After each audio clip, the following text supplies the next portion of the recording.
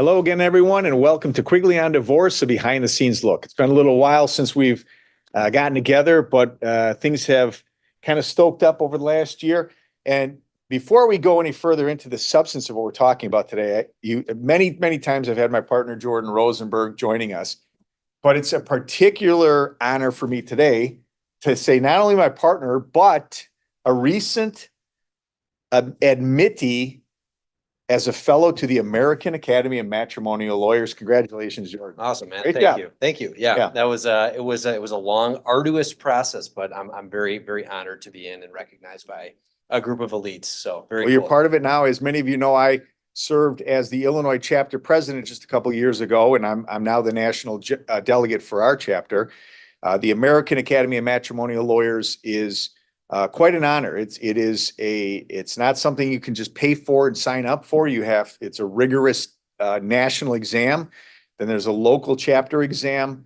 And so it really is the best of the best in what we do. So congratulations on that, Jordan. Thanks, man. I appreciate that. Yeah, so that's cool. Today, one of the reasons we decided to come and sit down and sort of regroup and get this going again is we have, through the years, I think beginning with 2017? 2017. 2017, we wrote our first article called Narcissism and Divorce. And we did it because at that period in time, more and more we were getting to understand narcissistic personality disorder and how that related to divorces, relationships in general. And we always make the disclaimer, we're not psychologists, we're not therapists, we're not social workers.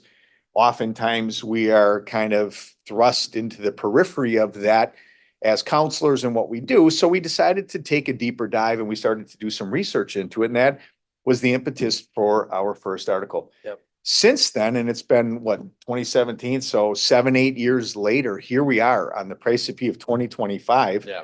And what we've decided to do is write another article. But we also thought that since we've got the podcast, maybe we reach a different audience. Why not give you some kind of behind the scenes look on our experiences in where narcissistic personality disorder and narcissism from a personality trait impacts what we do on a daily basis.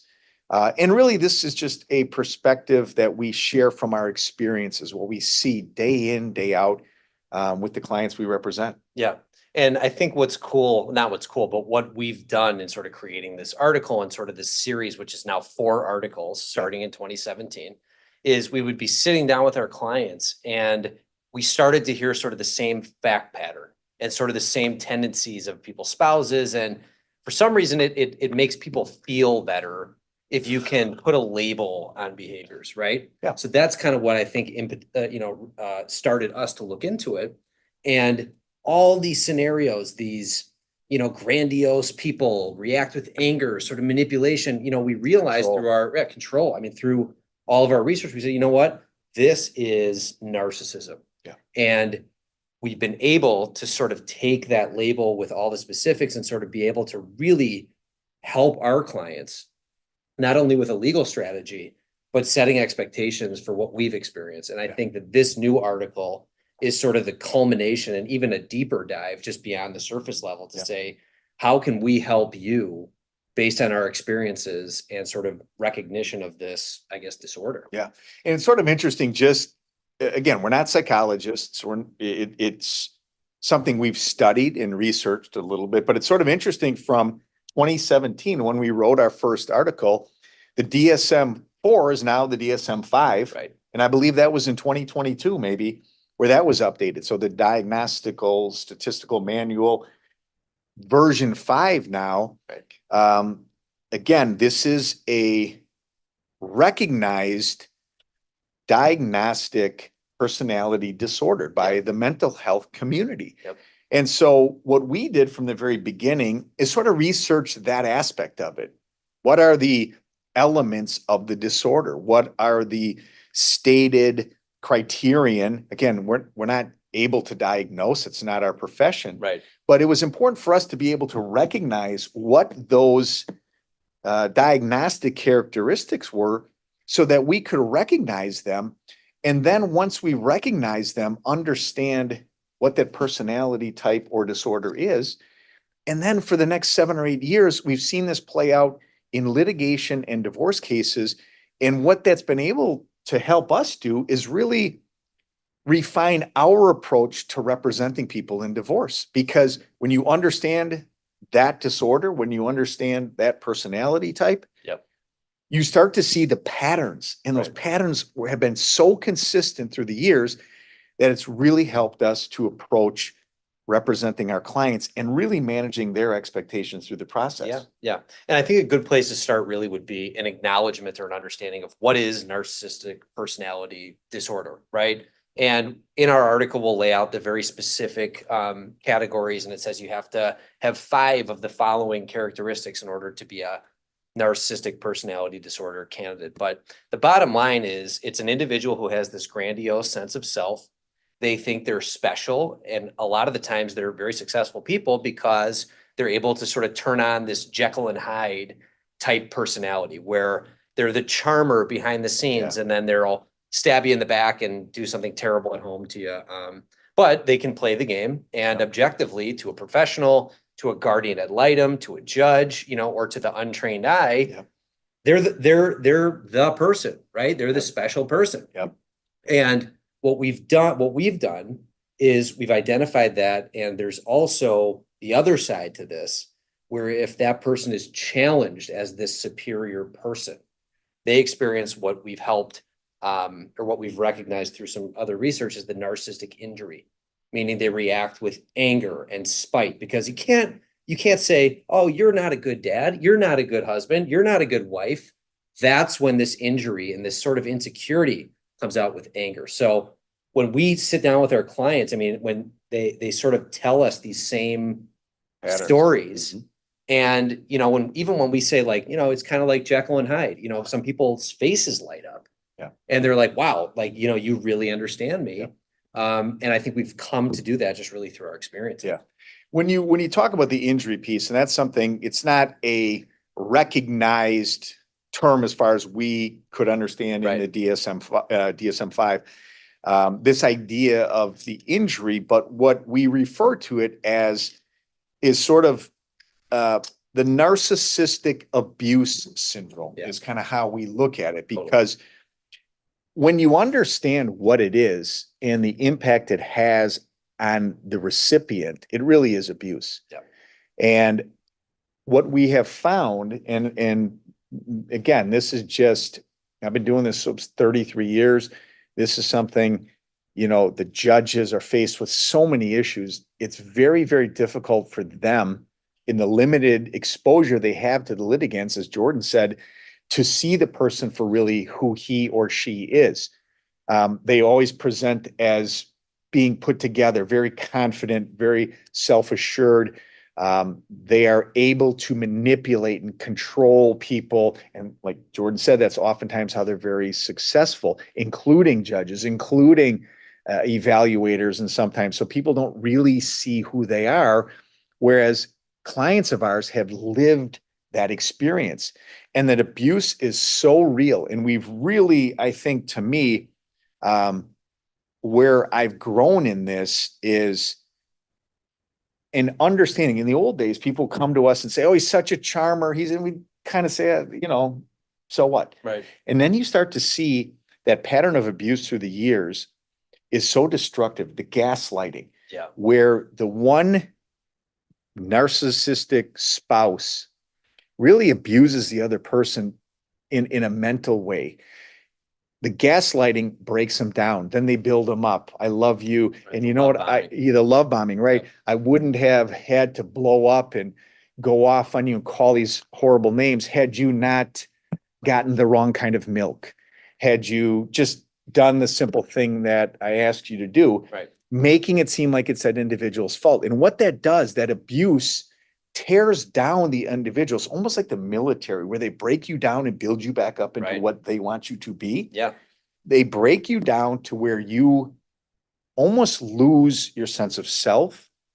You lose your ability to really have any sense of self-esteem and confidence, and start to believe you have to rely on them, that they are in control, that they're undefeatable.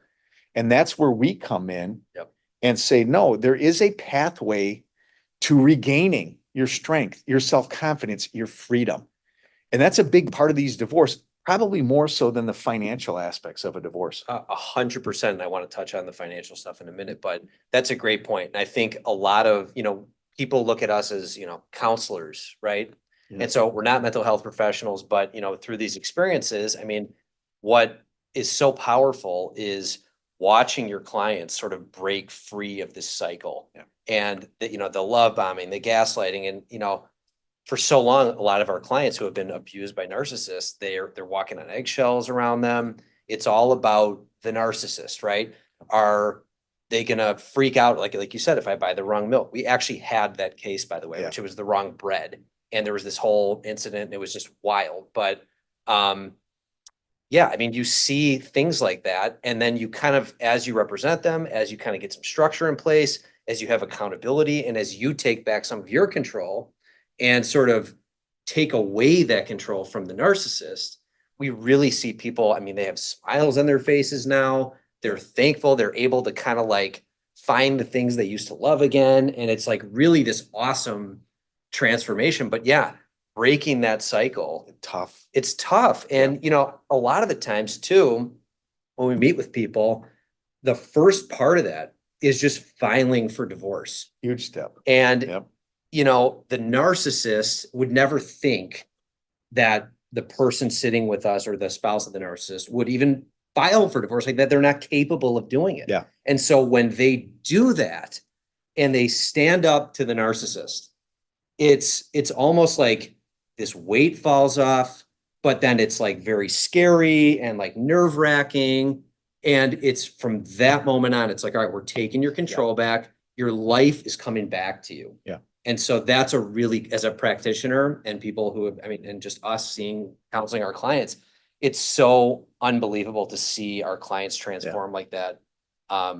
It's amazing. And it is, and it is, you can see the process of re-empowerment take place, but there's the but.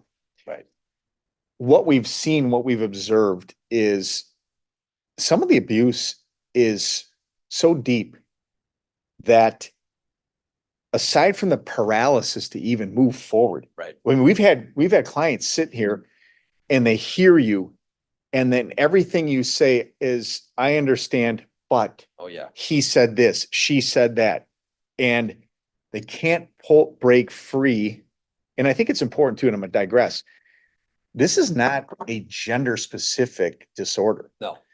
It's, believe me, we see men and women in these, positions where it's not always the guy, sometimes online you maybe kind of see that, but to be honest, you see it in both sides. What's really important about this, and I think the reason we're talking about this, because, and I talk about online, we both have social media presence. You see all kinds of stuff about narcissism. It's the soup du jour. It's the thing everybody, Absolutely. Like you said Yep. before, they've given a name to this. Right. And that's very important because for years, it's the unknown. It doesn't seem like, well, what's your problem? You're married to this perfect spouse. The Right. spouse is successful. You got a beautiful home, this beautiful family. All the outside imagery is perfect. Right. But it's not. Yep. And the difference is, and why we're really so passionate about advocating for really getting the message out, is because what most people on social media don't have is what we have, which is the day-to-day experience in fighting for people to break free of this. A lot of mental health professionals are out there, and we welcome collaboration with anyone who's in this space because it takes a village. But the difference is, and part of the impetus for us writing this fourth article is because we've been able to really understand litigation and what works and what doesn't. Yep. And we talk about that in an article. It's a big deal because generally speaking, when we approach a divorce, the first thing we say is you want to avoid litigation. It's expensive, it's time consuming, it's emotional draining. It's very destructive. But what we've also found in very stark, and we will talk about some things we've done early on in cases. When you have that person who really has a disorder, The idea of mediation, collaboration, appeasement doesn't work. It doesn't work. Like I said, I've been doing this 33 years. You can bring in any other professional to challenge me on my experience. I'm telling you, it doesn't work. Test my theory. Go into mediation. And you know what you do in mediation? What do you do with the first thing you do in mediation, Jordan? Start with a softball. Softball. What's a softball? What do you mean? Well, let's at least agree to stay in separate rooms as a starting point. Let's We're already not- in separate rooms. Let's agree to have that be part of the agreement, right? Agreed. Yep. And then what happens?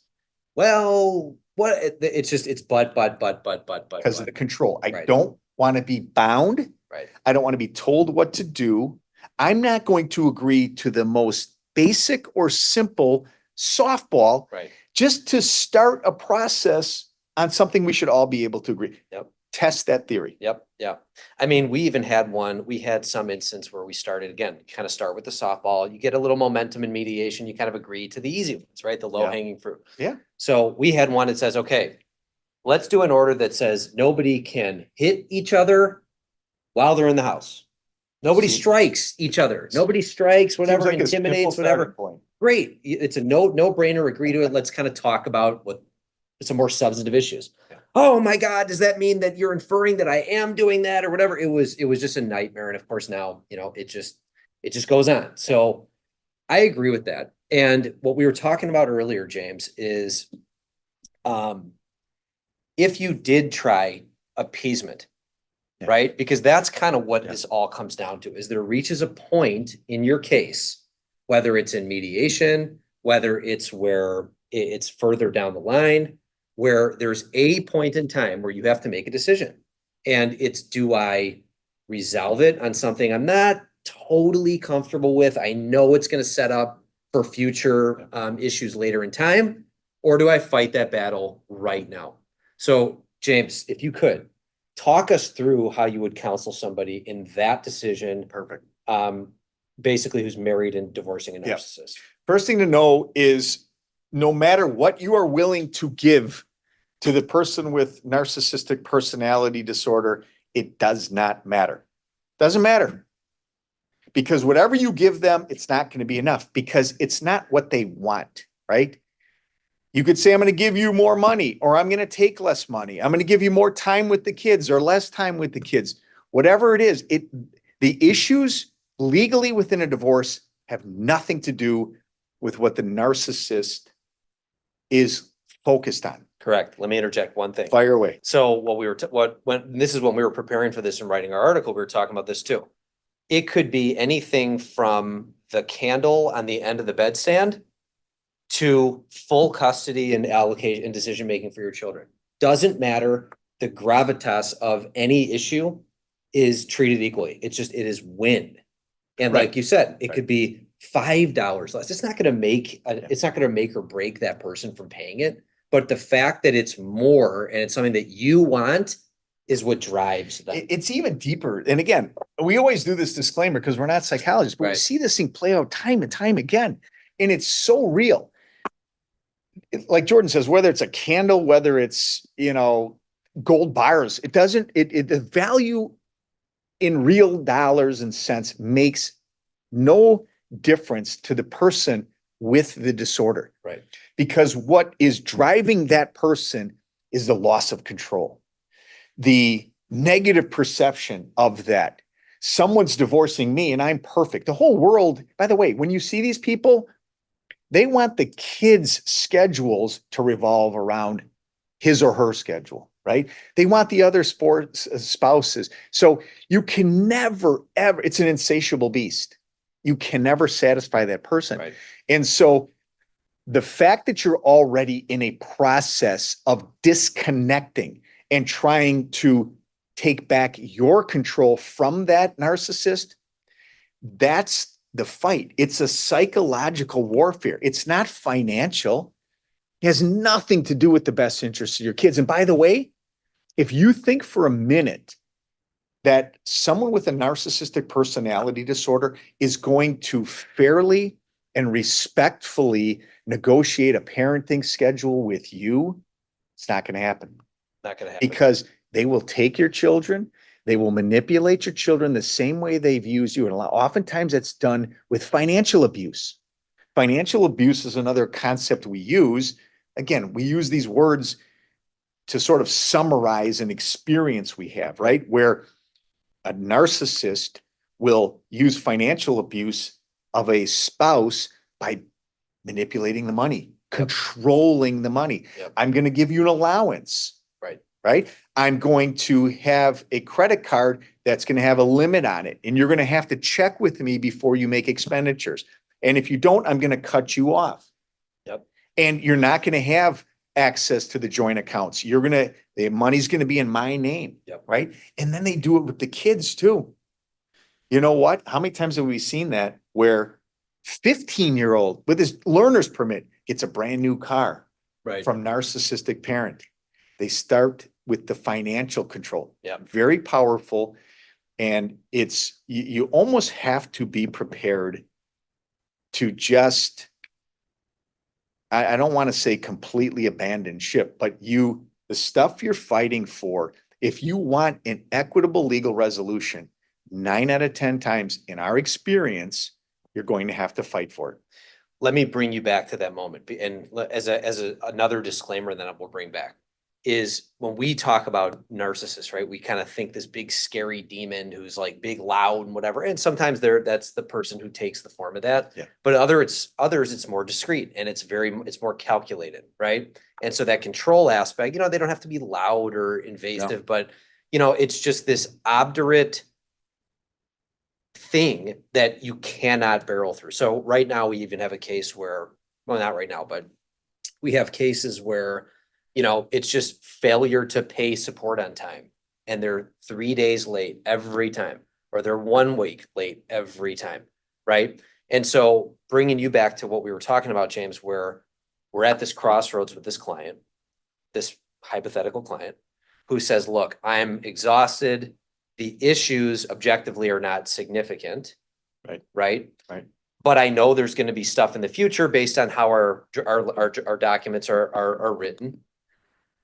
How do I just cave or feel like caving and just appease the narcissist and say they won?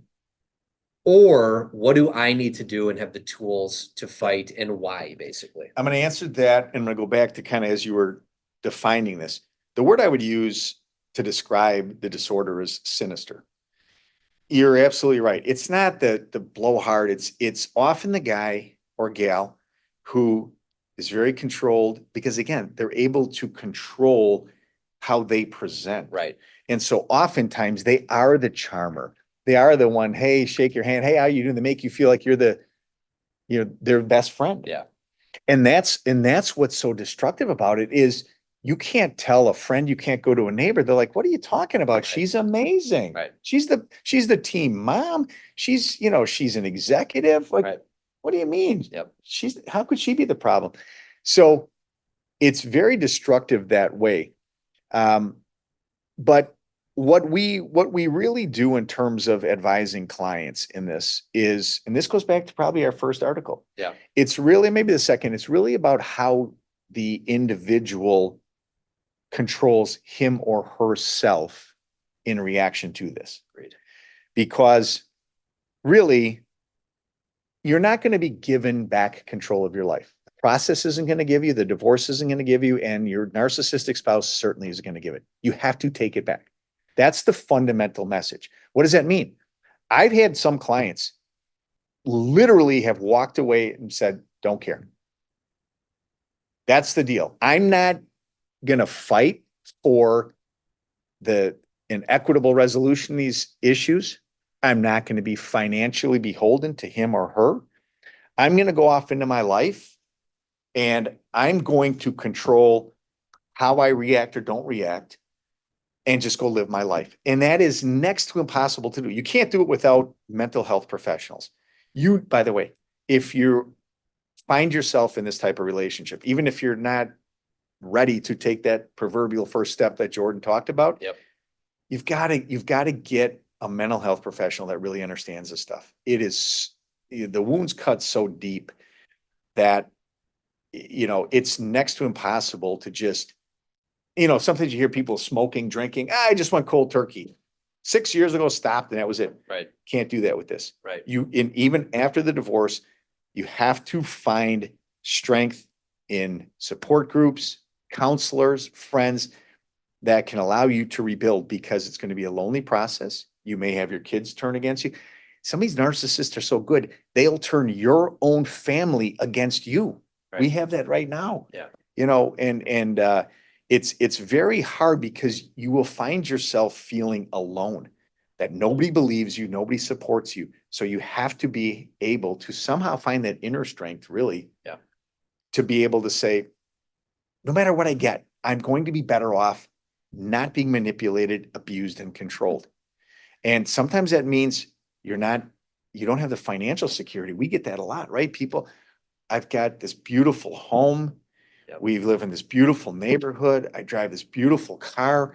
I don't pay for anything. Right. And now what's life going to be after that? And, he or she's going to fight me every step of the way, even after the divorce. Yeah. You have to be able to find the strength to say, I'm going to move forward on my own. Yeah. And that's really hard, Yep. really hard to do. And I think that's the brunt of that decision. And every client's, decision at that point is, do we fight it? Do we not? Do we appease? Do we fight? Do we do this? Do we do that?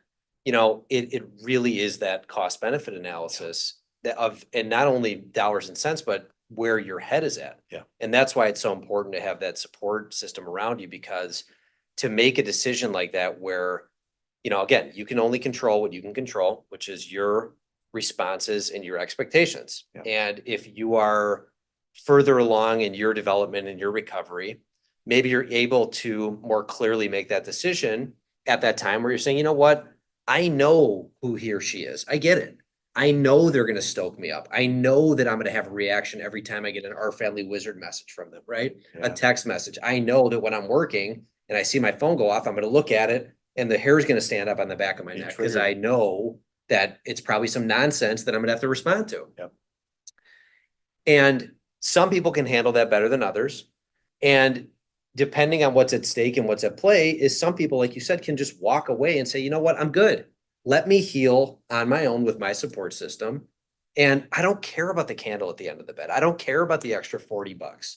I don't care about that, right? Or I don't even care about even getting anything equitable for my property, because my mental health is so much more valuable. And this finality brings me that closure beyond just dollars and cents. So it's, to your point about controlling what you can control and working through that process on your own recovery with a mental health professional and the appropriate support system. To me, that's, and we have to be able to triage that, right?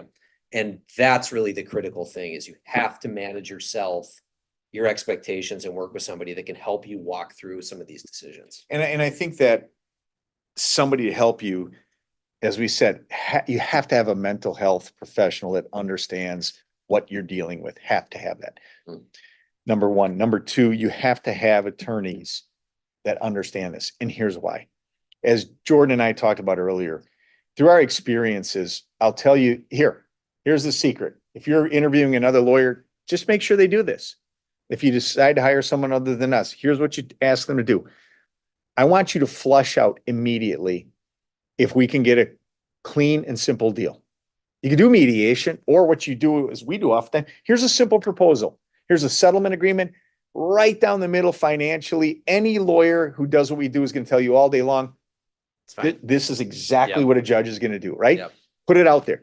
Allocation judgment. He wants 50-50. She wants 50-50 joint decision. So fine, you got it done. Okay. Put it out there and say, let's see if he or she bites.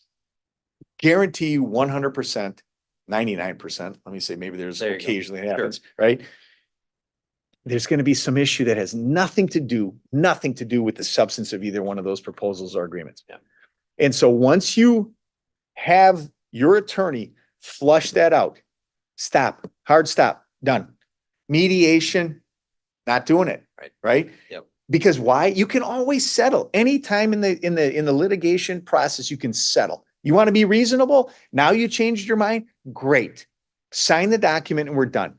It's not going to happen. Yep. So what do we typically try to do? Then let's shift gears. Got to get your financial affidavit done. Let's get the appropriate motions on file. Let's get a judge to hear the issues in a pretrial conference and as quickly as possible, set the case for trial. Yep. Why? Because, man, if we've had one, we've had 1,000. The cases where, and again, our job is to advise and direct, but sometimes client, no, let's keep going to mediation. Okay, we'll go to mediation, but I'm telling you, it's not going to work. I know. How many times have we had that happen? Well, and I think that's a really critical piece to this too. And just, it just flows all together because we speak so matter of fact.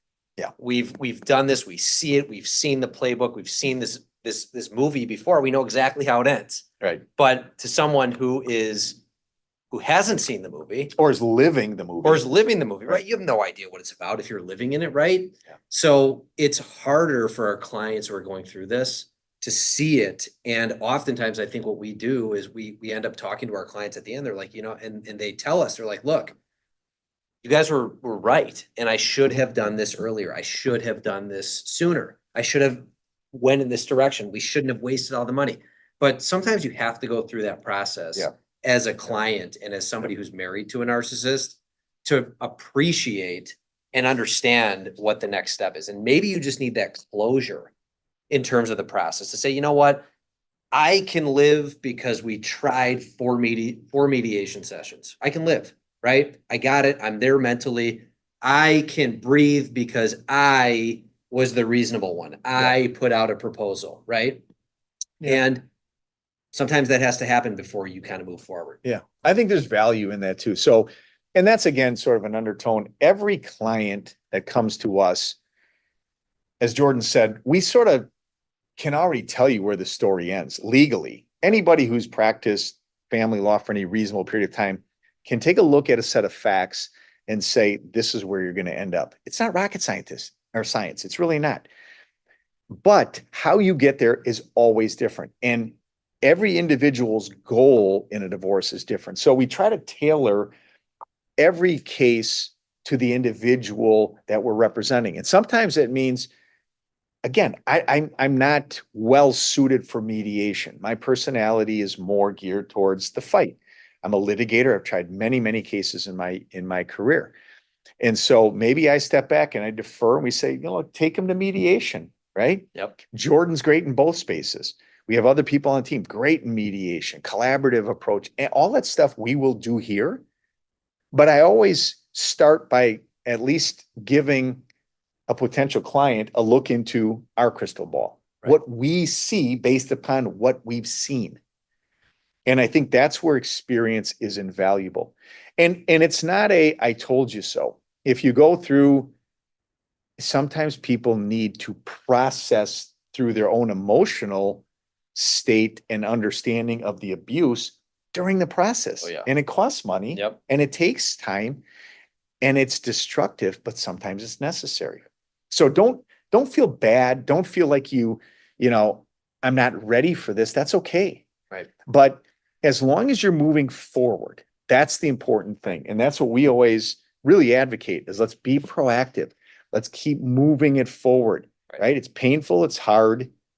But each step you take is a step towards empowerment, which is oftentimes what really this is about. Yeah. And they call it the divorce process for a reason, right? It's not just snap your fingers, it's divorce. It's a holistic encompassment of the entire emotional, financial, physical separation. Yeah. And that's it takes different people, different paces to get through that process. Yeah. I think another big thing about a process of regaining your independence, your strength, your sense of self, empowerment, all of that stuff. Yep. It's so multifaceted. Like I said, our job is to get you to the point where you have your financial independence. That's what a divorce is. You got your money, she's got his, he's got hers. That's whatever that is. Now you're in control, which is, by the way, some people in divorce, the controlling spouse says, I'm controlling all the money. Sometimes we see people that have no sense of money, investments. They don't even know what they have, right? Let alone how to manage a checkbook. So one thing we often do is say, hey, you ought to have not only your mental health professional, you should have a financial advisor, Absolutely. somebody Yeah. that educates you and supports you in this new endeavor of your financial freedom. Yep. Very, very important in that regard. So I think, and we talk to people all the time about what's your passion? Are you exercising? Are you eating well? These are things you can control. Right. You know, you get your can of C4 in the morning, get your workout, do your yoga, do your run, whatever it is, get your energy up and going. Yep. Yep. And it's just one of the small parts of your life that you can control. Yeah. It's very important to focus on things that you can control when you're in this abusive kind of situation. Yeah. But it's always very hard to see sometimes. No, I love that. And I think even just like, you know, the divorce could be so consuming and, you know, your narcissistic spouse is all over you, but like, it's so important what James is saying is do stuff for yourself, right? Yeah. Do stuff as a mother or father, as a person, so that you can sort of separate yourself and compartmentalize some of this stuff, understanding that the divorce with the narcissist is not your life.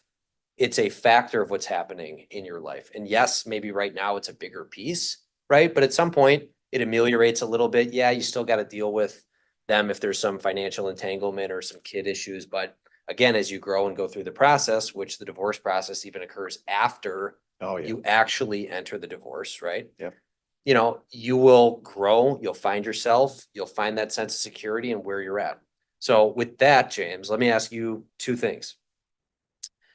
One thing, but three prongs. One A, B, Is that C. four or what? I think we're still on one A, B, C, D. All right. So let's say to all your listeners and what we put in our article, just a whatever, from your 33 years of awesome experience, perfect experience dealing with narcissistic spouses. How about three kickers of pieces of advice, little tidbits that you can give to somebody who's either contemplating a divorce with a narcissistic spouse, in it, or after it? All right. Number one, get a therapist. Could be a psychologist, psychiatrist, social worker, any of the above. A therapist. You need somebody who can help you with the emotional side of this. We've got a I don't know, like a poor man's understanding of this through our experiences, but we're not always equipped well to help people on the emotional side. We try to be very empathetic in the approach, but we need to be very objective for you, so that we make sure you're making the right decisions legally within a divorce. We can't necessarily be advocating for you from your emotional point of view. So having somebody who can really deal with your emotional perspective, number one, that's critical. Number two, and I'll advocate for us, you have to, going into this, and by the way, you may not be ready to go into divorce right away, but you should talk to a divorce lawyer. What does it look like? What am I up against? What am I entitled to? Pay a lawyer, sit down, understand what that process is going to look like, get some understanding of the good, the bad, and the ugly. It's tough. It's a tough process. Anybody that tells you otherwise, oh, we're going to make her pay, we're going to make him pay, it's bullshit. That's not how it goes. Yep. It's a tough, rough and tumble process. So you got to have good legal advocates. So you got two key people in your camp that you have to have. And number three, I think the best piece of advice that I would give to an individual who's in a relationship with somebody, and again, many of us have narcissistic personality traits. You know, they do the psychological tests and you could have elevated scales. It doesn't mean you have a disorder. You can see the people that seemingly have a disorder. There's a complete disconnect from rational thought. It's very stark when you see it, right? So whatever the situation you're in, I think the third piece, once you have your team of people to support you, it's to every single day have a mantra about, I'm going to take control of my life. How do you do that? I don't know. Your therapists help you, your lawyers help you with that.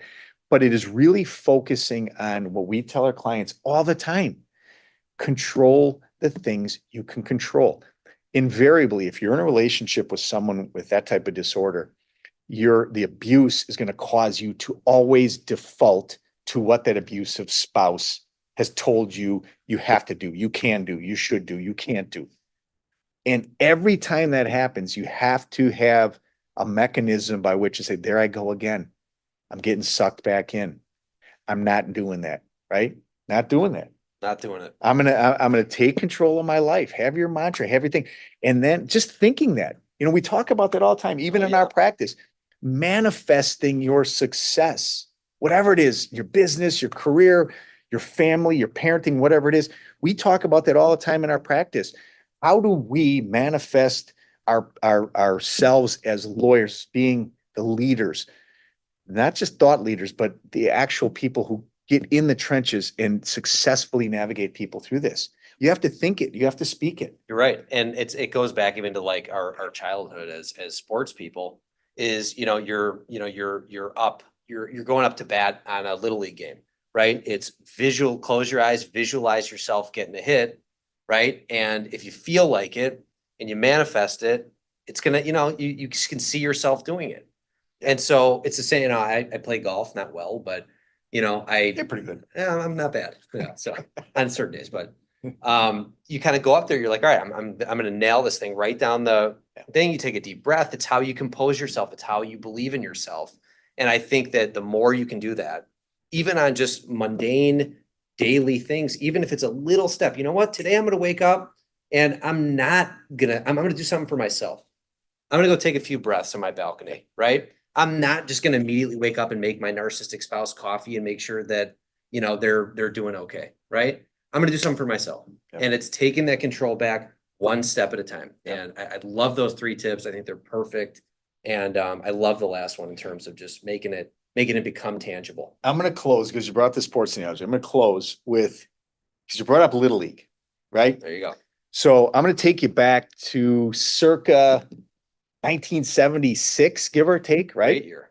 So growing up in West Bend, Wisconsin, little town, Little League back then, 3rd grade and 6th grade, you're all playing the same team, right? You can imagine a 3rd grader versus a 6th grader, a little different, right? So here I am, first year, 3rd grade, make Little League, 7-up was my team. We had the red caps. It was great. So go up against, this is how impactful this was for me in my life. Scott Saban, the kid was damn near 6 feet tall in 6th grade, right? He's firing rockets as a pitcher, right? Yeah. So here I am, 3rd grade. And I was pretty good for 3rd grade. I was playing on the team. And this kid threw, back then it seemed like it was 100 miles an hour, right? When I was at 3rd grade. Right. I step into bat, and I think I was the second man up in the roster. This guy, first pitch, fires a rocket. Boom. Hits me right in the ribs. I double over. You're playing baseball. You can't cry in baseball, right? I'm trying to hold back my tears. I can't breathe. I double over and I fall down. Parents come out, the umpire, whatever, take me to the hospital, bruised ribs, the whole thing, right? So a week goes by, healed up back in the game and stuff. The first time I get back up to bat, I'm scared shitless. Yep. And I could have done one of 2 things. I could have said, this is hard. This is scary. I don't want to get hurt again. I'm out. Let me go play soccer or something like that. They didn't really have soccer back then, but I loved baseball and I knew I was good at it and I knew I could get through this. And it wasn't a first time thing. It wasn't like I went up to bat. Oh, this is easy. Clink. It took many, many at bats that season to where I was scared. But what do you do when you're scared? You can either do the thing you're afraid of. It's maybe I maybe get hit again. And there's a fear of that. Right. And it was real. Or you can just keep doing it and doing it and doing it. And sooner or later, the fear disappears. And you know what happened? I became more and more confident. And as the years go by, I got better and better and better. Yep. And all of a sudden that confidence takes over. It's the idea that you can beat the demon. And all of us have them. There's always something we're afraid of. There's something that holds us back. And our minds are programmed to tell us, you can't do that. He or she's in control. Oh, if this happens, bullshit.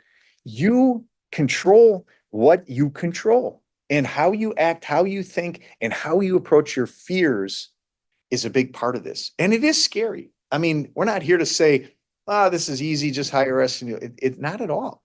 But what we're here to say to you is we have an understanding. This is real. If you're listening to this and this is your life or a friend of yours or a family member, it's not to be taken lightly. This is very, very high level abuse. It doesn't show up on a bladder, but it's just as destructive. Yeah. So I think we'll be, if you want our article, feel free to call or email us.